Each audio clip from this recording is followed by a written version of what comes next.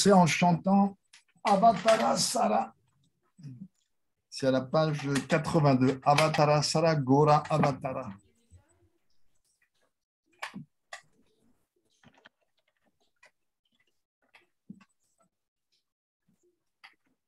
On peut lire la traduction peut-être d'abord, comme ça nous permet de savoir ce qu'on chante.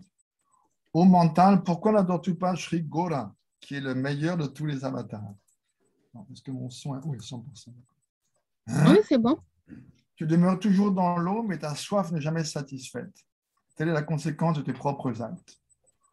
Au mental, tu sers toujours des arbres épineux dans l'espoir d'obtenir des fruits succulents. Mon Goranga, lui, est un arbre à souhait qui accorde le préma, mais tu l'as considéré comme être un arbre vénéneux.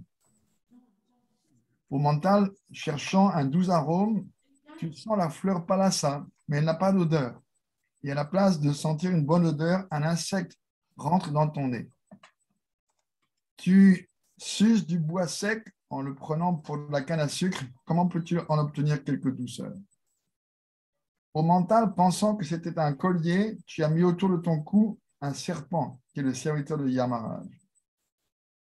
Tu t'es jeté dans le feu pensant que ce serait rafraîchissant et maintenant tu souffres une chaleur épouvantable. Au mental, tu adores l'existence matérielle, oubliant Sri Goranga, et tu as négligé les conseils des dévots.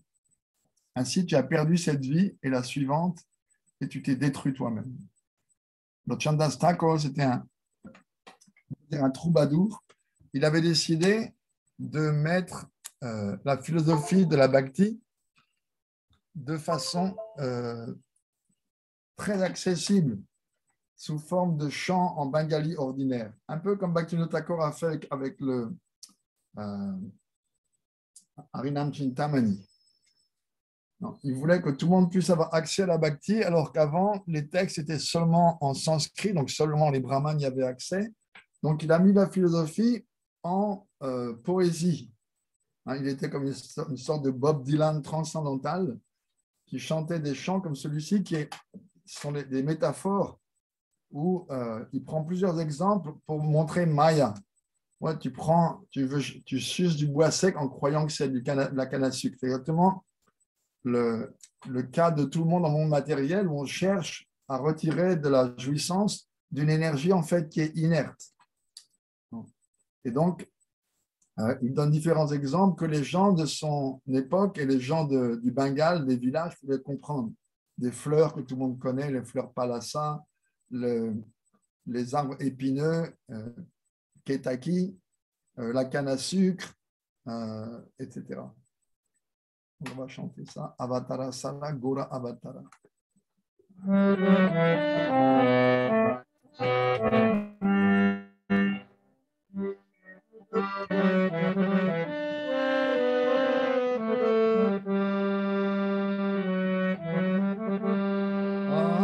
Avatara Sara Gora Avatara Avajilita. Avatara Saram Gora Avatara Avajilita. Orinire Vasam Gelana Piyasam Apanakarama Pere. Orinire Vasam Gelana Piyasam Apanakarama Pere. Avatara Sara Gora Avatara Avajilita. Avatara Sara Gora Avatara Avajilita. Sada Seviliman Amrita Paivara Ashe. Kantakirataru Sada Seviliman Amrita Paivara Ashe. Prema Kalpataru Shigorangama. Prema Kalpataru Shigorangama. Tahare Bhavili Vishe. Tahare Bhavili Vishe. Avatara Sara Gora Avatara Avajilita. Avatara Sara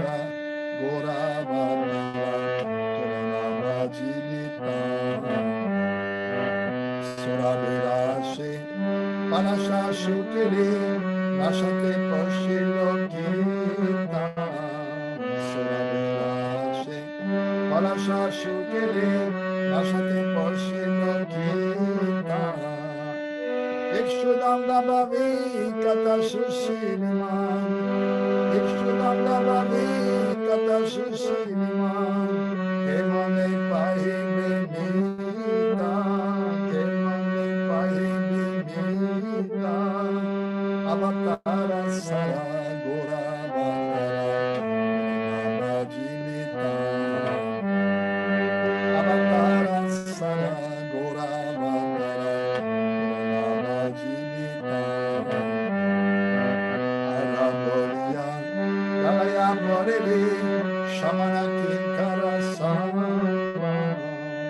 Arabolia, Galaya Boreli, Shamana Kinkara Sama, Shitala Bolia, Lunapohali, Shitala Bolia, Lunapohali, Pahili Bajara Tapa, Pahili Bajara Tapa, Avatara Sara, Gora Vatara, Jilita,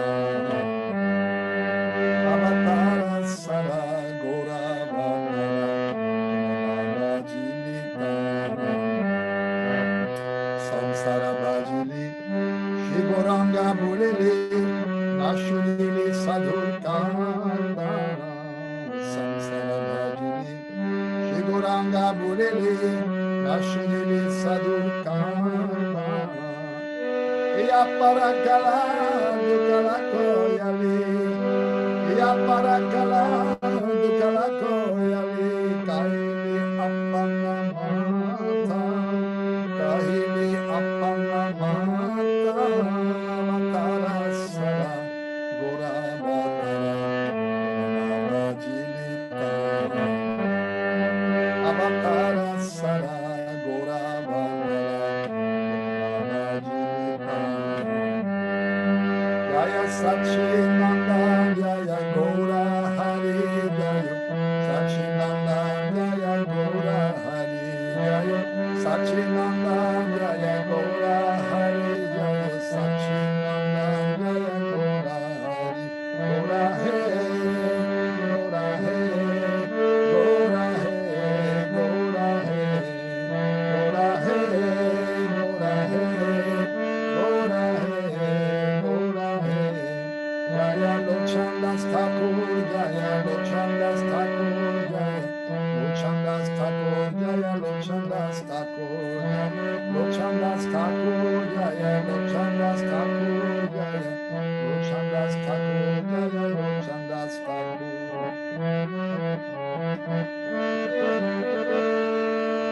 Shri Lochandas Thakur ki jai, Shri Gauranga Mahaprabhu ki jai.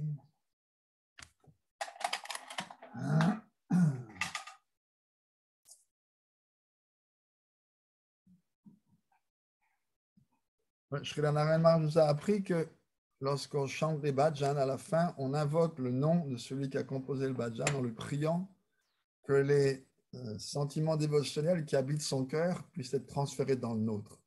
Il avait raconté une histoire comme quoi un jour, un homme souffrait d'une dysenterie terrible. Et tous les médecins avaient renoncé à pouvoir le guérir parce qu'il n'y parvenait pas. Et son épouse était très déterminée à sauver son époux. Donc, elle a trouvé un vieux médecin ayurvédique à la retraite qu'elle a convaincu de venir voir son époux. Donc, il est venu, le vieux Kaviraj, il a pris le pouls de son mari et il lui a dit « Donnez-lui du ghee à boire ». La femme a dit « Mais écoutez, Kaviraj dit, même de l'eau, il n'arrive pas à la conserver. Comment est-ce que du ghee va le guérir ?» Alors, il a expliqué. Le ghee va faire sur son estomac et ses intestins comme un film graisseux. Et après ça, il pourra garder la nourriture. Et Narayana Maharaj disait, de la même façon, nous autres, âmes conditionnées, nous souffrons tous d'une dysenterie spirituelle, entre guillemets. Et donc, on a beau lire des tas de choses passionnantes, très inspirantes, on a beau écouter des kathas, des discours sur la bhakti, on a beau chanter des bhajans, chanter le Mahamantra, on souffre comme d'une dysenterie spirituelle. Donc, si on lit ces chants, si on les chante avec le plus de dévotion possible et on invoque leur auteur, alors, Narayana Maharaj disait, ils vont nous habiller avec leur bhav, avec leur sentiment dévotionnel. Le but de la pratique de la bhakti, comme vous le savez, c'est servir Krishna face à face dans son corps spirituel avec amour, avec prema. Donc, le corps spirituel, on l'appelle bhavadeha, un corps fait de sentiments d'amour. Tout comme on a un corps maintenant fait de sentiments de désir matériel, il y a également une autre sorte de corps, le siddhadeha, le siddhasari, la svarup, on peut dire. Elle est faite de sentiments dévotionnels. Donc, toute la pratique de la bhakti, elle est faite pour acquérir ces sentiments dévotionnels. On dit que la bhakti consiste en fait à une transmission de ces humeurs, de ces sentiments, ces émotions spirituelles. Nous autres, nos âmes conditionnées, en général, on entretient des émotions le plus souvent matérielles et négatives. On dit qu'à 70% en psychologie, les émotions sont négatives. Mais les grandes âmes, les âmes libérées, les grands Vaishnavas, ce n'est pas qu'ils n'ont pas d'émotions, mais leurs émotions à eux sont complètement spirituelles. Donc, ils ont constamment le mental habité, tout comme le nôtre est habité par les émotions matérielles, le leur est habité par les émotions spirituelles. Elles ont tout rapport au service de Krishna. Donc, c'est ça qu'on désire acquérir. Et eux, ils possèdent ces émotions que nous voulons obtenir. Et donc, si on les prie à la fin des bhajans qu'ils ont composés en les implorant, alors peu à peu, un peu de ces sentiments vont venir dans notre cœur et graduellement vont former ou nous permettre de développer notre corps spirituel. Srila Narayana Maharaj donne également l'exemple que si quelqu'un travaille dans une usine d'huile, et bien, graduellement, à force d'y travailler, il va avoir le corps recouvert d'une petite pellicule d'huile. Donc, si on travaille, entre guillemets, dans l'usine du bhajan des grandes âmes, alors un peu de leurs sentiments émotionnels vont déteindre sur nous. C'est ça l'idée. Et graduellement, on va pouvoir progresser sur la voie. Aujourd'hui, on étudie dans Madhurya Kadambini un point fait par Vishwanath Chakravarti Thakur, comme quoi la bhakti, tout comme Krishna, est totalement indépendante. Normalement, dans ce monde, toute chose a une cause. On a ici la loi de cause et effet. Mais cette loi n'existe pas dans le monde spirituel. Non. Elle se fait remarquer par son absence. Il n'y a pas de ce système de karma, de cause et effet. Et la bhakti, elle, si on veut lui trouver une cause, ça va être très difficile. Parce que les Écritures expliquent, surtout le Bhagavatam, qu'elle est ahaituki, elle est sans cause. Elle n'a pas d'autre origine que lui-même. Tout comme Krishna est complètement indépendant, la bhakti, qui est la fonction de son énergie interne, techniquement le vritti de Svarup Shakti, alors cette bhakti, elle aussi est complètement indépendante. Parce que la question se pose, d'où vient la bhakti? D'où vient la bhakti? Dans le Bhagavatam, on trouve des citations où le mot Yadrichaya revient régulièrement. Par l'instant, Krishna dit Jachradatus Yamam Puman, Nani Vinyat Nashaktiva, Bhakti Yogo Sasansida, Yadrichaya Matkatado. Si d'une manière ou d'une autre, une personne s'attache à écouter mes gloires, ou bien Mad Bhaktimba Yadrichaya, d'une manière ou une autre, elle atteint mon service de dévotion. Et Yadrichaya Upachita, la bhakti s'accroît d'elle-même. Dans ces trois citations, le mot Yadrichaya signifie de par sa propre volonté, complètement indépendante. Ce qui rejoint la définition du mot qu'on donne le dictionnaire. Alors, certains interprètent parfois ce mot comme voulant dire bonne fortune. Mais le sens ne convient pas ici car on doit alors s'enquérir de l'origine de telle bonne fortune. Par exemple, est-ce que cette bonne fortune serait engendrée par les activités pieuses d'ordre matériel, Shubha Karma? Ça signifierait alors que la bhakti dépend du bon karma, alors qu'elle est dite d'être d'une nature totalement indépendante. Si par contre on pense que cette bonne fortune n'est pas due à des actes pieux, alors son origine est indescriptible. La bonne fortune est donc inacceptable en tant que cause de la bhakti. Donc ça, c'est une des possibilités. La bhakti serait née de des accumulations d'activités pieuses, hein, les points de bhakti, comme on dit, bhakti points. Alors, là, on vient de voir que ce n'est pas très probant, ce n'est pas évident du tout. Alors, une autre possibilité, c'est que la bhakti, son origine serait la miséricorde du Seigneur. Alors, on doit déterminer la raison de cette miséricorde. Non. Et on peut vouloir préciser que la miséricorde du Seigneur, elle est la cause de la bhakti et que cette miséricorde est immotivée. Mais alors, on se heurte à un problème. Si elle est immotivée, ça veut dire que tout le monde devrait en bénéficier. Mais pourtant, si on examine, ce n'est pas le cas. Certains pratiquent, reçoivent la bhakti, d'autres ne la reçoivent pas. Donc, si cette miséricorde était sans cause, tout le monde devrait en bénéficier, car le Seigneur est impartial. Hein. Dans la Bhagavad Gita, il dit « Je n'ai pas de partialité envers tous les êtres. » Non. Mais ça veut dire que si certaines personnes bénéficient de cette miséricorde et développent la bhakti et d'autres n'en bénéficient pas, alors cela rendrait le Seigneur coupable de partialité, Vaishamya. Par conséquent, on ne peut pas dire que sa miséricorde immotivée serait non plus la cause de la bhakti. Alors, Vishwanath Chakravarti Thakur, qui défait tous les arguments qui pourraient venir dans ce débat, il dit on peut objecter que le Seigneur protège les dévots, mais il a anéanti les démons. Alors, est-ce que ce n'est pas de la partialité, ça? Alors, effectivement, le Seigneur est partial envers ses dévots, mais là, la partialité dont il fait preuve, ce n'est pas un défaut. Là, il y a un jeu de mots avec le sanskrit, ce n'est pas dushana, mais un ornement, bhushana, qui rehausse son caractère sublime. Donc, on ne peut pas considérer que le fait que le Seigneur protège les dévots et tue les démons soit une preuve de partialité, parce que l'affection du Seigneur, en fait, son affection pour ses dévots, Bhaktavatsalya, elle règne en monarque absolu sur toutes les qualités du Seigneur. Et en elle, toutes les contradictions apparentes se trouvent réconciliées. Alors, si ce n'est pas la miséricorde immotivée du Seigneur qui cause la bhakti, alors d'où peut-elle provenir? Alors, on dit toujours que Bhaktistu Bhagavad Bhakta Sangena Parijayate. Le berceau de la bhakti, c'est la compagnie des sadhus, la compagnie des personnes saintes. Et on dit également que cette compagnie s'obtient par Purve Sukriti Sanchite, l'accumulation de Sukriti ou activités pieuses en relation avec la bhakti accomplie pendant différentes vies.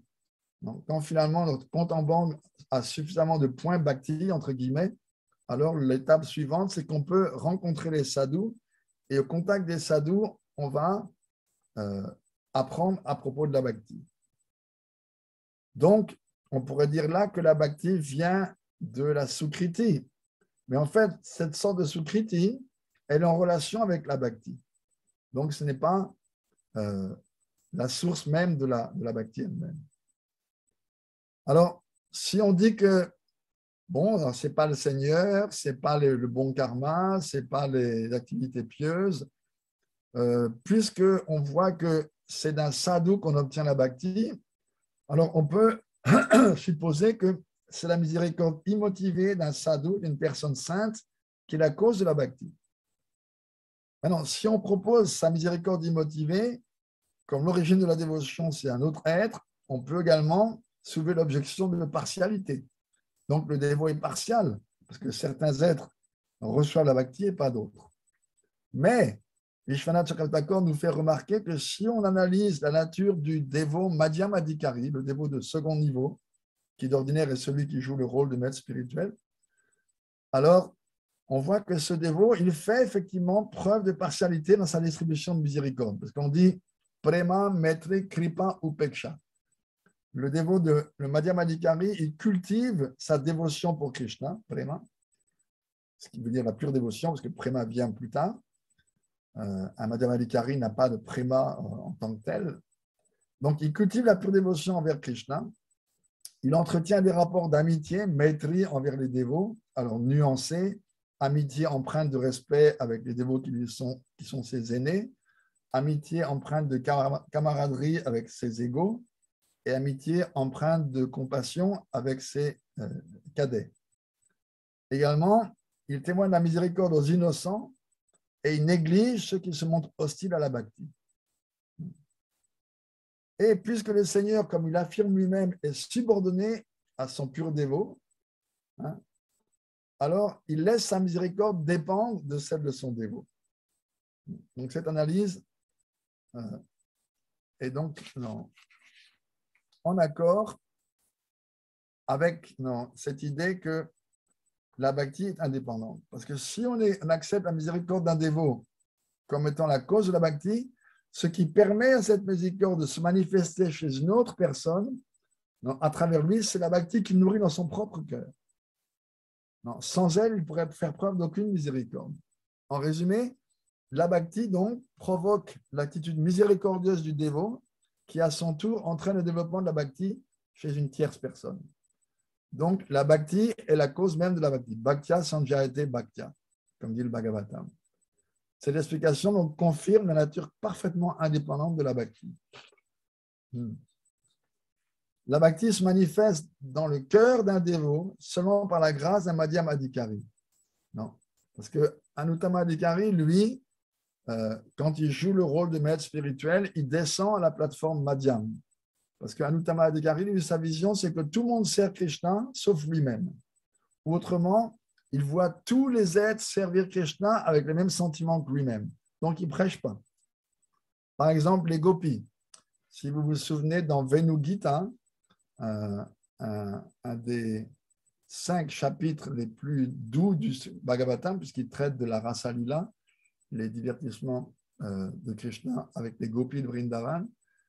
Lorsque les gopis voient dans l'œil de leur mental les biches s'approcher de Krishna avec leurs époux, avec les mâles, alors elles se disent, elles prêtent aux biches les mêmes sentiments qu'elles-mêmes elles ont envers Krishna. Oh, regardez les biches, elles s'approchent amoureusement de Gopal, le maître de notre vie. Ah, c'est pas nous que ça arriverait, ça. Et en plus, regardez, leurs époux les suivent, alors que nous, on ne peut pas rencontrer Krishna librement, comme elles. Et en plus, nos époux font toujours des obstacles à notre rencontre avec lui. En fait, les biches n'ont pas de sentiment amoureux envers Krishna. Elles sont juste attirées par sa beauté, parce que Krishna est l'amant suprême de tous les êtres. Et sa beauté, le mot Krishna même veut dire infiniment fascinant. Donc, à Vrindavan, les biches sont également fascinées par Krishna, ils s'approchent de lui. Et les mâles également, les daims, s'approchent de lui. Mais ce n'est pas parce qu'ils ont des sentiments amoureux ou que les daims approuvent les sentiments amoureux de leurs épouses. Mais les gopis, parce qu'elles sont Uttama Adhikari au plus haut niveau, Mahabhagavat, alors elles projettent sur les biches leurs sentiments personnels. Ouais. Et un peu plus loin, on voit que lorsqu'elles disent les filles aborigènes de Govardhan, les Pulinda, c'est une tribu qui habite dans le voisinage de la colline Govardhan, à Vrindavan, elles ramassent la poussière de kumkum sur le sol et le mettent sur leur poitrine. En Inde, dans la tradition védique, les femmes se mettent sur leur poitrine du kumkum. On dit que ça stimule les désirs amoureux chez les hommes, ou du safran. Et les gopis offrent également à Krishna des guirlandes. Lorsque Krishna étreint les gopis, alors il est dit que le kumkum ou le safran de leur poitrine passe sur la guirlande de Krishna. Et quand Krishna marche dans Govardhan, alors un peu de ce rouge, de ce kumkum ou du safran tombe par terre. Et les gopis s'imaginent que lorsque les filles aborigènes, les Pulinda, voient ce kumkum ou ce safran, elles en prennent et parce qu'elles sont comme elles, éperdument amoureuses de Krishna, elles en enduisent leur propre poitrine pour apaiser le feu de leur désir pour Krishna. Mais tout ça se passe dans le mental des gopis. Les Pulinda ne sont pas amoureuses de Krishna comme les gopis. Mais un Mahabhagavat, un Uttama Adhikari, il va voir tout le monde comme servant Krishna, animé des mêmes sentiments que lui-même. Et donc, dans cette condition-là, il ne prêche pas. Donc, on dit que le Uttama Adhikari, pour prêcher, il descend, ou plutôt il ajuste sa vision au niveau madhyam. Il fait une différence. Donc, c'est par la grâce d'un Madhyamadikari et non pas d'un Uttama-adhikari, ou plutôt un Uttama dans le rôle d'un Madhyam, que la bhakti se développe. Mais donc, comme on disait tout de suite, ce qui fait que la bhakti peut être transmise d'un Madhyamadikari à une autre personne, c'est la bhakti dans son propre cœur. Donc, dans l'expression Yakenapi Atibagena Jato Shralavoya Sevane, ce livre qui, par extrême bonne fortune, a développé la foi dans le service du Seigneur, le mot Atibagena, extrême bonne fortune, doit être compris comme signifiant l'obtention de la miséricorde d'un dévot, laquelle surpasse le résultat des activités pieuses d'ordre matériel, Shubha Karma. Parce que bien que le dévot dépende de la miséricorde et de la volonté de Krishna, on ne doit pas en conclure qu'il ne peut pas faire acte de miséricorde de façon indépendante, qu'il ne puisse pas prendre lui-même l'initiative de faire preuve de miséricorde. En effet, le Seigneur aime à se placer dans une position subordonnée à son dévot et de lui octroyer ainsi une position supérieure à la sienne.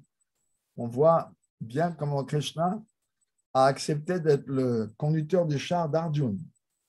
Ça veut dire que Arjuna avait ses pieds au-dessus des épaules de Krishna, et lorsqu'il voulait que Krishna tourne à droite, il lui mettait un pied sur l'épaule, et quand il voulait qu'il tourne à gauche, il lui mettait un pied sur l'épaule gauche. Donc, conducteur de char, c'est une position subordonnée à au guerrier qui est sur le char. Et Krishna, toujours, aime à se mettre dans une situation ainsi subordonnée envers ses purs dévots. Si vous vous souvenez de l'histoire de Durvasa Muni, qui avait maudit le roi, qui était un pur dévot Maharaj Ambarish, lorsque Maharaj Ambarish donc, a accepté la malédiction, qui est venue sous la forme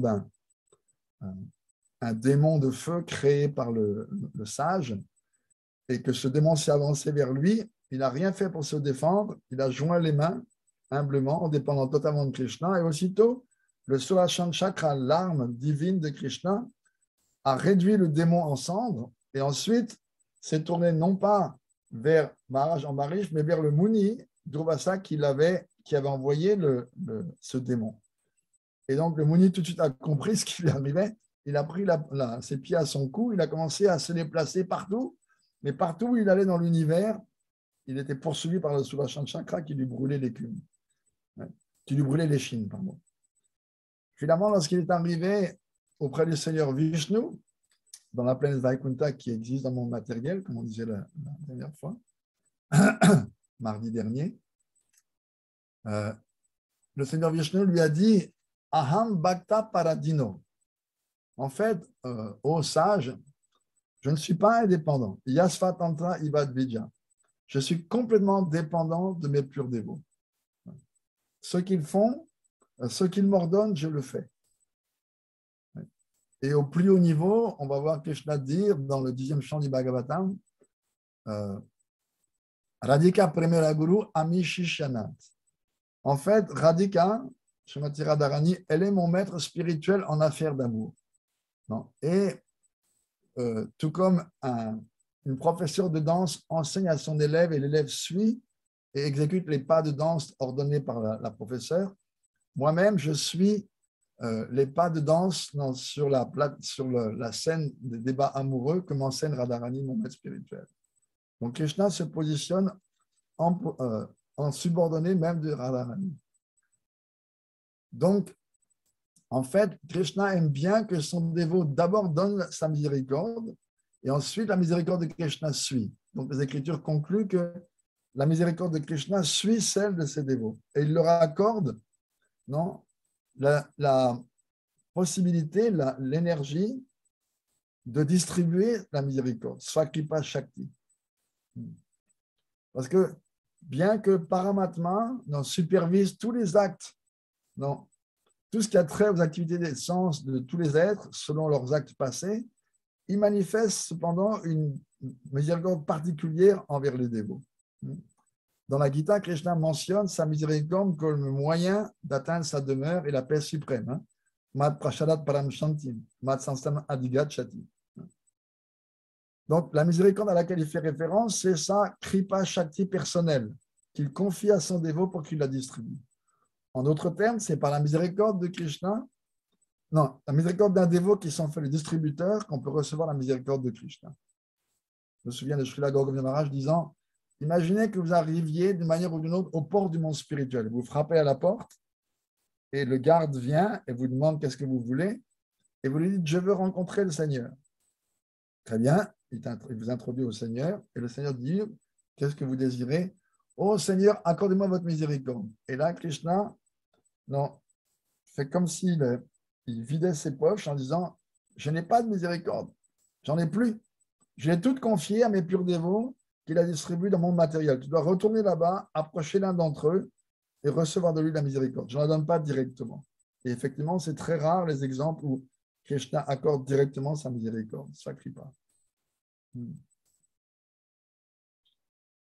Alors, il y a de nombreuses citations dans les Écritures qui disent que le Seigneur apparaît et agit par sa volonté suprême. Par exemple, Svecha Mayasya, par sa volonté suprême. Ça établit clairement le fait que le Seigneur apparaît selon sa volonté propre. Mais on peut voir les choses sous un angle plus pragmatique et dire que c'est le besoin de soulager la terre de son fardeau, de rétablir les principes de Dharma, etc., qui motive l'avènement du Seigneur. Et parfois, il est également dit que ce sont les devoirs prescrits accomplis sans motif égoïste, Nishkam Karma, ainsi que d'autres activités pieuses qui servent de porte d'entrée à la bhakti. Il n'y a aucun mal à affirmer ça, mais le Bhagavatam, lui, déclare Yamna Yogena Sankhena Dhanavrato Tapodvare Vyakya Svadhyaya Sanyase Prapnuya Datnavon Api.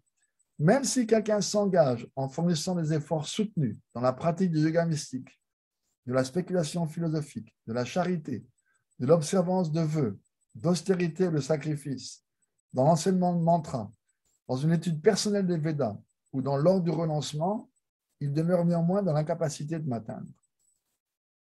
Pourtant, bien qu'il soit dit nettement ici que la charité, l'austérité, etc. ne peuvent pas être des causes de la bhakti, il y a un autre passage du Bhagavatam qui lui dit le contraire. Dhanavrata tapo homa japasadaya samyaye shreyo sanye krishna bhakti isadyate.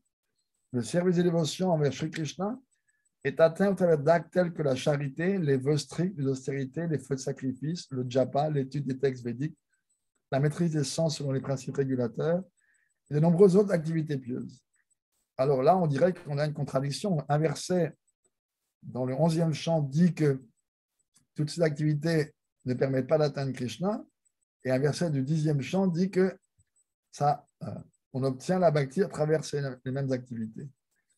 Alors, Vishwanath Charitakar nous fait comprendre ici que, en fait, cette citation fait référence à la bhakti dans le guna de la vertu, dans le cas du Jnana Yoga, et non à la bhakti pure, celle de l'ordre du prema. Et il fait une concession en disant, bon, bien sûr, certains vont dire que la charité dont il est mentionné ici indique les offrandes à Vishnu ou Vaishnav. Les vœux, ce sont comme les vœux comme étant Ikadashi. Les austérités, c'est le renoncement à son propre plaisir pour la satisfaction du Seigneur, etc. Donc, dans cette perspective, en fait, toutes ces activités sont des branches de la bhakti. Donc, il n'est pas vraiment faux de dire que la bhakti est atteinte par ce biais, parce que cela revient à dire que la bhakti a pour cause la bhakti. Ça veut dire que, et d'ailleurs, c'est à remarquer que c'est le seul yoga dans lequel le moyen et le but ne sont pas différents. Par sadhana bhakti, on obtient bhava bhakti. Par bhava bhakti, on obtient prema bhakti. C'est la bhakti d'un bout à l'autre. C'est juste que, comme disait Srila Prabhupada, mon maître spirituel, c'est comme une mangue. Qu'elle soit mûre ou qu'elle soit verte, ça s'appelle toujours une mangue.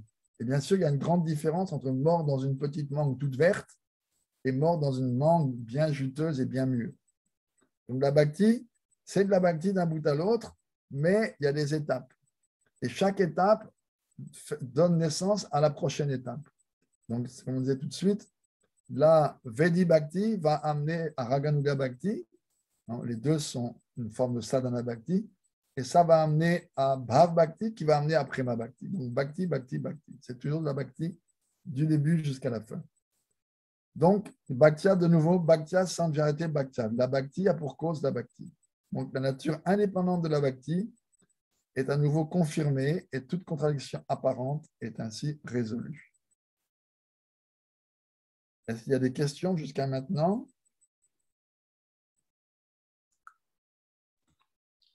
Moi, j'aurais un commentaire. C'est vraiment merveilleux. C'est dit d'une façon vraiment très poétique. Euh, Rien que ces quelques mots, c'est très poétique.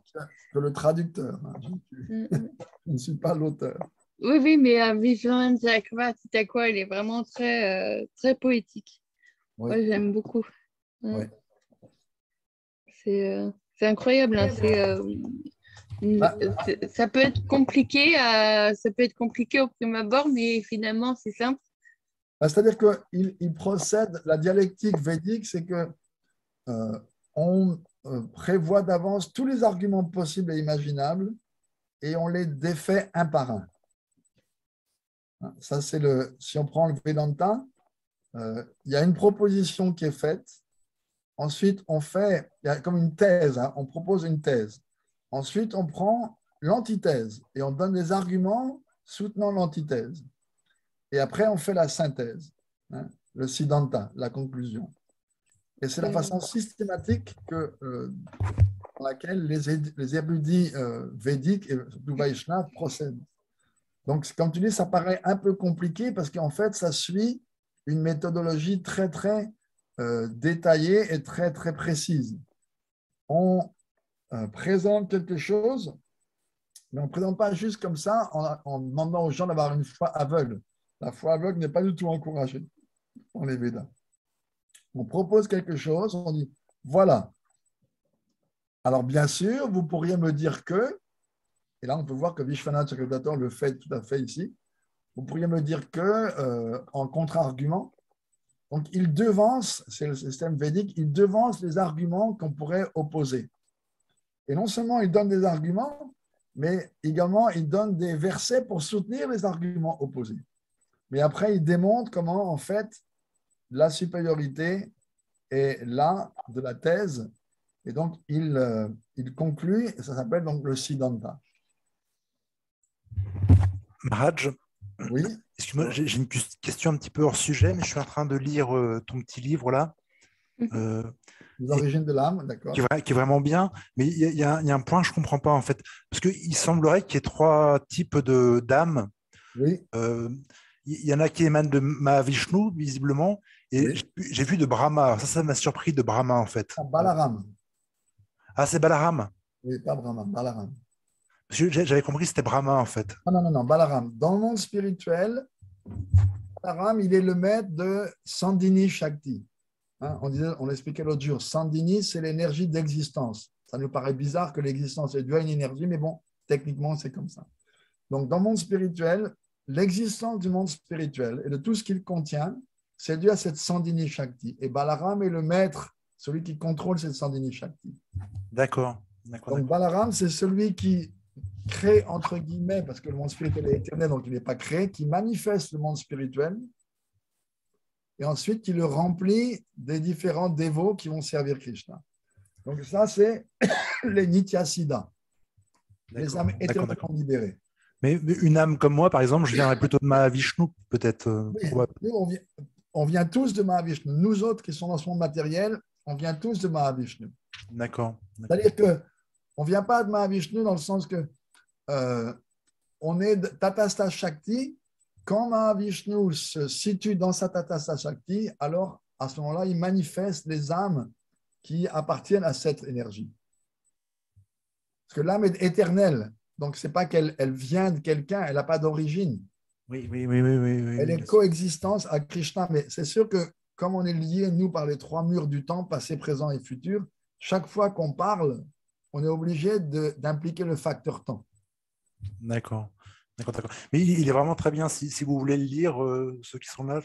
Enfin, voilà. Et je voulais te poser une autre question, Maharaj. J'en profite un petit peu. Oui. Sur Jésus, en fait, quelle est la destinée Est-ce que c'est les dévots de Jésus qui sont végétariens, par exemple, ils rejoignent le monde spirituel après, ou est-ce qu'ils vont sur Brahma Loka? Je me pose un peu la question, en fait. Le meilleur résultat qu'un chrétien peut obtenir s'il reste chrétien et s'il n'évolue pas à la bhakti, c'est qu'il va aller aux planètes zédéniques. D'accord. Ah oui. Ouais. D'ailleurs, c'est ce pourquoi prient, on peut dire, et les chrétiens, et les musulmans, et les juifs. Leur but, c'est les planètes supérieures. Eux, ils pensent que c'est le monde spirituel parce qu'ils n'ont pas beaucoup de connaissances. Mais ce qu'ils visent, en fait, si on va les dire, enfin, en tout cas dans l'islam, parce que dans le judaïsme, dans le christianisme, il n'y a aucune description du paradis. Les gens imaginent, mais il n'y a pas de description. Pourtant, dans la Bible, ils promettent la vie éternelle. C'est ça qui est surprenant, en fait. Mais c'est dans des versions plus récentes, parce qu'au début, dans le judaïsme, ils ne croyaient même pas à une vie après la mort. D'accord. C'est un développement graduel de leur philosophie au contact d'autres peuples. Et au début, ils ne parlaient seulement que du Sheol, le séjour après la mort. D'accord. Et après, ce Sheol, graduellement, a été élaboré et ils ont parlé d'un un enfer et un paradis. D'accord. C'est les choses qui sont venues avec le temps. Ce n'est pas dans l'enseignement du départ. J'ai aussi ton livre là, mais je ne l'ai pas commencé celui-là, parce que je suis dans celui-là pour l'instant. Et puis voilà. Ça fait plaisir. Et tu as reçu le. Pas encore le tien, non. Tu as reçu ton chèque, toi, ou pas, pour le livre? Merci, oui. Ouais. Tu l'as reçu? Oui, ce matin. D'accord. Moi, le livre, il va arriver demain, je pense. Oui, voilà. Ouais. Moi, je l'ai mis en vitesse longue parce que déjà, j'ai trouvé que c'était cher, le porc. C'est cher pour les bouquins, ouais. Ouais. Ouais. Bon, merci beaucoup. En tout cas, je prends beaucoup de plaisir à lire ça pour l'instant. Il faudrait que je les traduise en français, mais bon, je n'ai pas encore pris le temps de le faire. D'accord. Bon. Merci, Govardhan Krishna. Merci à toi. Est-ce qu'il y a d'autres questions? Quelle heure est-il? Je ne vois plus d'heure apparaître sur mon écran, moi. Comment ça se fait? Il y a toujours une petite horloge, normalement. C'est 20h11. 20h? 20h11. 20h11, d'accord. Est-ce qu'il y a d'autres questions? Non, pardon. Quelle Quelle va-t-il? Qui c'est Monique et Bruno? C'est des amis à toi? Non, je sais Il y pas. avait un couple qui était. Ouais. Mais ils sont partis, je sais pas. Je sais pas de qui ils sont les amis. Euh, d'accord. Je ne les connais Donc, pas. Kalavati, est-ce que tu as des questions? Est-ce que tout est clair?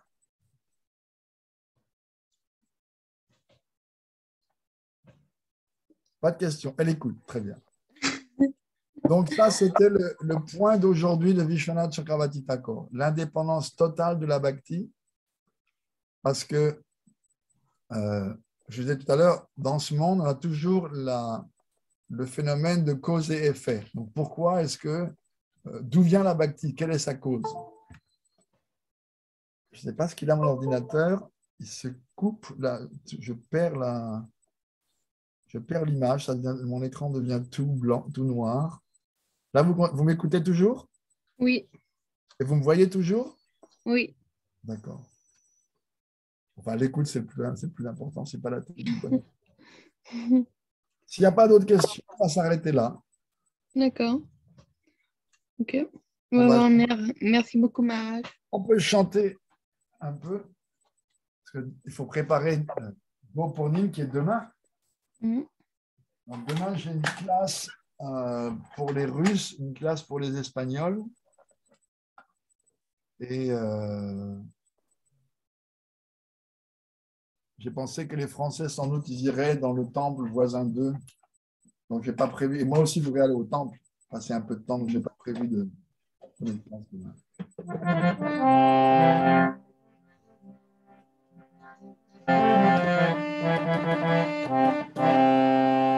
Yasomati Nandana Brajavarana Yasomati Nandana Brajavarana Gokulara Janakana Gokulara Janakana Gopi Paralandana Madana Manohara Gopi Paralandana Madana Manohara Kalyadhamana Vidana Kalyadhamana Vidana Kalyadhamana